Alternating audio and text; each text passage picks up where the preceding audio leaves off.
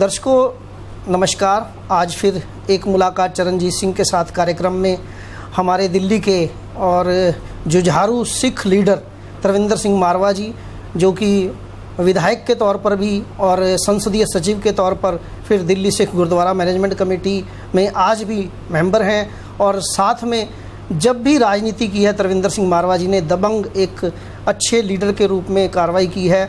और आज भी लोग इनसे मिलने के लिए दिन रात यहाँ पर आते रहते हैं अपने कामों के लिए। अभी बहुत परेशान हैं क्योंकि जब आम आदमी पार्टी का विधायक जीत के गया है लेकिन वो लोगों के लिए कहीं पर नज़र नहीं आ रहे हैं, तो सारे के सारे लोग इन्हीं के पास आते हैं। हम आज इनसे जानेंगे कि दिल्ली सिख गुरुद्वारा मैनेजमेंट कमेटी के तौर पर जो इन्होंने एक पार्टी बनाई थी और पिछली बारी जसजीत सिंह वगैरह को साथ लेकर इलेक्शन भी लड़ाए गए थे, तो इस बार दोबारा जनवरी 2017 में इलेक्शन आने वाला है, तो क्या तैयारियां हैं? तरविंदर सिंह मारवा जी नमस्कार। नमस्कार जी। तो मारवा साहब, आप बताएं दर्शकों को कि किस प्रकार की आपकी तैयारियां हैं 2017 वाले जनवरी में जो चुनाव आने जा रहा है दिल्ली सिख गुरुद्वारा मैनेजमेंट कमेटी का। पहली बार भी हमारी तैयारी जो हुई थी, केंद्रीय गुरु सिंह सभा ने 6 सीटें चौथाई मैं ही जीता था, लेकिन बाकी हमारे कैंडिडेट जो थे, क्योंकि दूसरे ग्रुप ने ये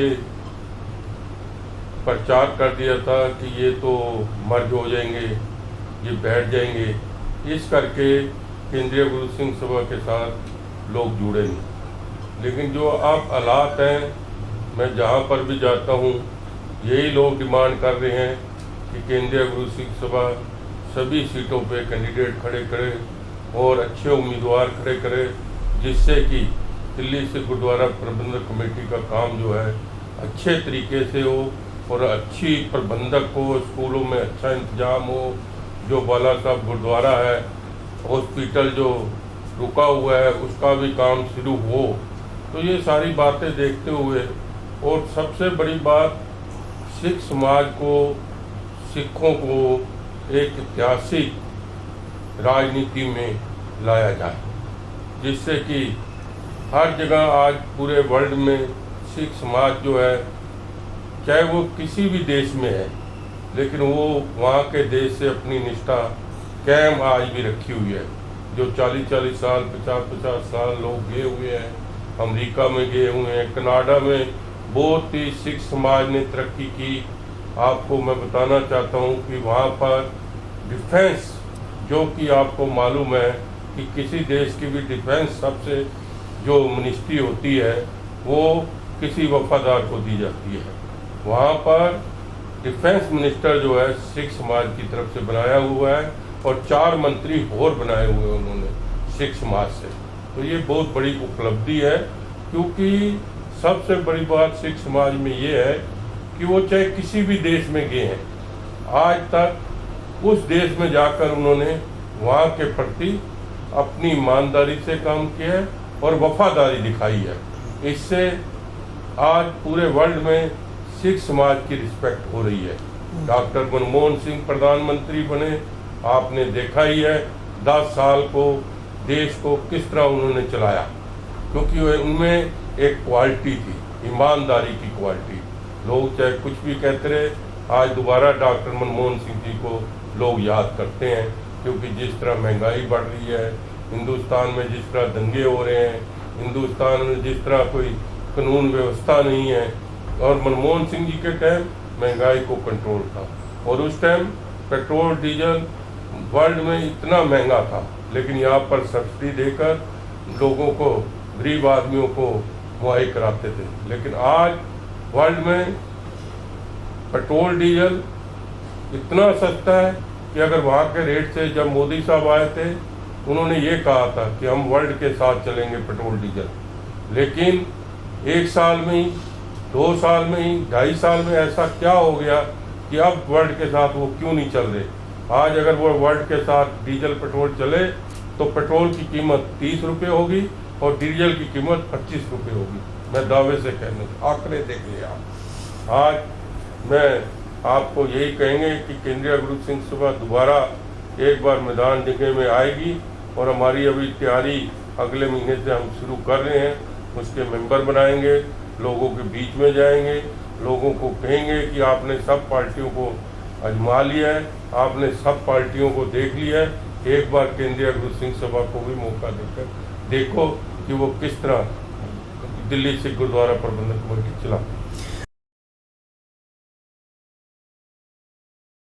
प्रधान साहब, एक खास बात है, बहुत समय से मांग चली आ रही है, जो दिल्ली सिख गुरुद्वारा मैनेजमेंट कमेटी में काम करने वाले सेवादार हैं, उनकी तनख्वाह किसी की 5,000, किसी की 6,000, किसी की 7,000, 10,000, इससे ज़्यादा तनख्वाह नहीं है। और आज के ज़माने में जब इतनी महंगाई है, रोटी खाना, किराया देना, उसके अलावा बच्चों की फ़ीसें देना, क्योंकि फ़ीसों पर भी उनको कोई छूट नहीं दी जाती।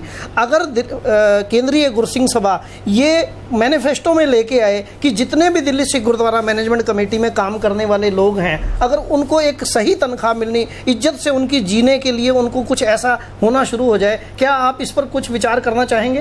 इस पे मैं आपकी बात मैं सहमत हूँ, क्योंकि मैं जो दिल्ली सिख गुरुद्वारा कमेटी के मुलाजिम हैं उनके साथ काफ़ी समय से जुड़ा हूँ जी। जब मैं मेंबर भी नहीं था उससे पहले मैं इनके साथ जुड़ा हूँ जी। इनकी यूनियन भी मैंने ही बनवाई थी क्योंकि इनको हक मिले, लेकिन इनकी आपसी फूट ने यूनियन के और दिल्ली सिख गुरुद्वारा प्रबंध की जो मैनेजमेंट थी उसने इनकी जो यूनियन थी उसमें भी फूट दिलवा दी थी। सबसे बड़ी बात है, जब आप स्कूलों को, स्कूल जो कि दिल्ली सिख गुरुद्वारा प्रबंधक कमेटी ने बनाए हैं, वो किनकी मेहनत से बने हैं? वो सेवादारों की, ग्रंथियों की, जो गुरुद्वारे को चलाते हैं, वही पैसे से ही तो आज जितने भी स्कूल बने हैं, कॉलेज बने हैं, उन्हीं पैसों से बने हैं ना, कोई अलग से पैसा तो कहीं से नहीं आया। अगर आप दिल्ली सिख गुरुद्वारा प्रबंधक कमेटी मैनेजमेंट जब स्कूल के टीचरों को, स्कूल के जो चपरासी हैं, क्लर्क हैं और जो लोग हैं स्कूल में जो मुलाजिम हैं, अगर आप उनको छठा वेतन आयोग दे सकते हो तो इन गरीब जो हमारे सेवादार हैं, जो ग्रंथी साहबान हैं, जो कीर्तनीय हैं, उनको छठा वेतन आयोग क्यों नहीं आप दे रहे? क्यों नहीं दे रहे? वजह क्या है? क्यों नहीं दे रहे?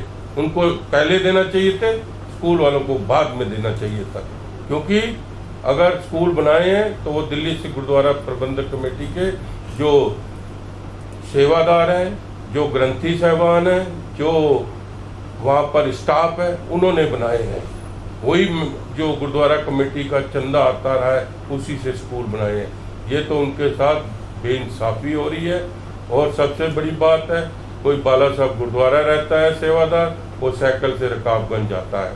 कितनी बड़ी बात है, जो सेवादार जिसको महाराजा रंजीत सिंह जी जब दरबार साहब में जाते थे, कहीं जाते थे, जो ग्रंथी साहब मिलता था उसका आशीर्वाद लेते थे। एक दिन महाराजा साहब से पूछा कि आप इतने बड़े महाराजा रंजीत सिंह हो, आप ग्रंथी साहबान के क्यों पैर छूते हो? क्यों? कहते हैं कि मैं बाहर तो महाराजा हूँ, लेकिन यहाँ पर आके मैं चपरासी हो जाता हूँ। मैं गुरु महाराज के आगे सिर मस्तक, और गुरु महाराज जी के जो ग्रंथी साहबान है वो मेरे लिए आशीर्वाद देते हैं, तब मैं संसार चलाता हूँ। इतने बड़े विद्वान की जो बात, महाराजा रंजीत सिंह जिसका नाम है, वो जब ये बात कह रहा है तो दिल्ली सिख गुरुद्वारा प्रबंधक कमेटी मैनेजमेंट को ये चाहिए कि इनको छठे वेतन में लेकर आना चाहिए। और छठे वेतन में वो इसलिए भी लाना चाहिए क्योंकि आज सारी दिल्ली में छठा वेतन लागू है, हर जगह। चाहे वो सफाई कर्मचारी है, छठा वेतन के आयोग आता है, चाहे वो क्लर्क है, छठे वेतन के आयोग में आता है, चपरासी है, छठे वेतन के आयोग में आता है। ये तो ग्रंथी साहबान ये तो उपदेश देते हैं, सेवादार गुरु महाराज की रख रखाई करते हैं, और जो स्टाफ है मैनेजमेंट में, वहाँ पर हर सेवादार, हर कीर्तनीय गुरु महाराज की वाणी पढ़ता है, उसको सबसे बड़ा सम्मान मिलना चाहिए। ये मैं कहूँगा, मैं उनके साथ हूँ, आज भी साथ हूँ, कल भी साथ हूँ, आने वाले टाइम में भी साथ रहूँगा। और केंद्रीय गुरु सिंह सभा जिस दिन भी पावर में आ जाती है उस दिन हमका इनको छठा वेतन आयोग सबसे पहले करके देंगे। प्रधान साहब, एक खास बात है, कुछ दिन पहले आपने देखा होगा कि शीशगंज साहब पर प्याऊ को तोड़ने के नाम पर एक बहुत बड़ा नाटक हुआ। इस नाटक में केंद्र सरकार, दिल्ली सरकार और शिरोमणि अकाली दल बादल, इन सब ने अपना अपना रोल अदा किया। जब आप देखिए कि पूरा का पूरा चांदनी चौक के अलावा पूरी की पूरी दिल्ली में अवैध कब्जे हैं, तो एक प्याऊ को तोड़ने का जो नाटक किया गया जिससे सिखों की भावनाएं भड़काई गई, सुबह 6 बजे वहां पर हमला किया गया, इस विषय पे आप क्या कहना चाहेंगे? मैं इसकी बिल्कुल निखेधी करता हूँ। जो भी गवर्नमेंट, दिल्ली नगर निगम, भारतीय जनता पार्टी हमेशा ही सिख विरोधी करती रही है, और उसके साथ केजरीवाल जो है, केजरीवाल का तो अपना ही तमाशा है। अगर केजरीवाल कहता है कि पीडब्ल्यूडी के अंदर जो सड़क आती है वो दिल्ली सरकार की होती है, दिल्ली सरकार जो है पीडब्ल्यूडी को चाहे कितने भी आदेश आए, कोर्टों के और आदेश आते हैं, कई जगह आते हैं, लेकिन जहाँ पर ऐसी सिचुएशन होती है जहाँ पर किसी की भावना के साथ, फिर वहाँ पर एक तरफ तो सारी दिल्ली में पटरियों में प्याऊ लगे हुए हैं, अगर वहाँ पर पटरी पे प्याऊ लगा है, और गुरु तेग बहादुर महाराज जी की शहीदी, जिन्होंने अपना राजपाट छोड़कर जुल्म के खिलाफ, और मैं ये भी कहूँगा कि जुल्म के खिलाफ, और उन्होंने यहाँ पर अगर आके शहीदी दी है, इन लोगों ने उनकी भी लाज नहीं रखी है। बिल्कुल, अगर वहाँ पर वक्त पे जत्थेबंदियाँ ना पहुँचती तो वहाँ पर प्याऊ के साथ अगली डेडी के भी डराने के आर्डर थे। वो तो हमारी सिख संगत, नौजवान जो हमारे जत्थेबंदी वाले हैं, उन्होंने मिलके वहाँ पर ये सब काम रुकवाया, और उसके बाद वहाँ पर जब चारों तरफ से रोका गया तो लोग रुके नहीं, तो इस करके फिर प्याऊ दोबारा बनाया गया। और सबसे बड़ी बात यह है कि ये हर बार कहते हैं कि हम सिखों के लिए ये कर रहे हैं, हम सिखों के लिए वो कर रहे हैं, चाहे वो केजरीवाल हो, चाहे वो भारतीय जनता पार्टी हो।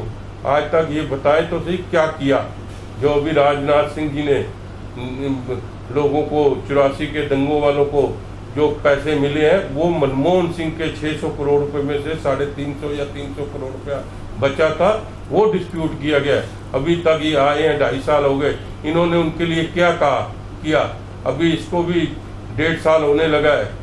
ये जो कहता है मैं सिखों का हमदर्दी हूँ, STF बना दी, और इसका नाम क्या बड़ी बड़ी बातें करता है। अभी तिलक विहार में जाके देखो उनके क्वार्टरों की क्या हालत है। उनके क्वार्टरों में पानी नहीं है, उनके क्वार्टरों में दीवारों में छेद हुए ऊपर, प्लास्टर नहीं, वो सब DDA स्लम की है अंडर। तो ये 1.5 साल से क्या करता रहा? ये क्या करता रहा?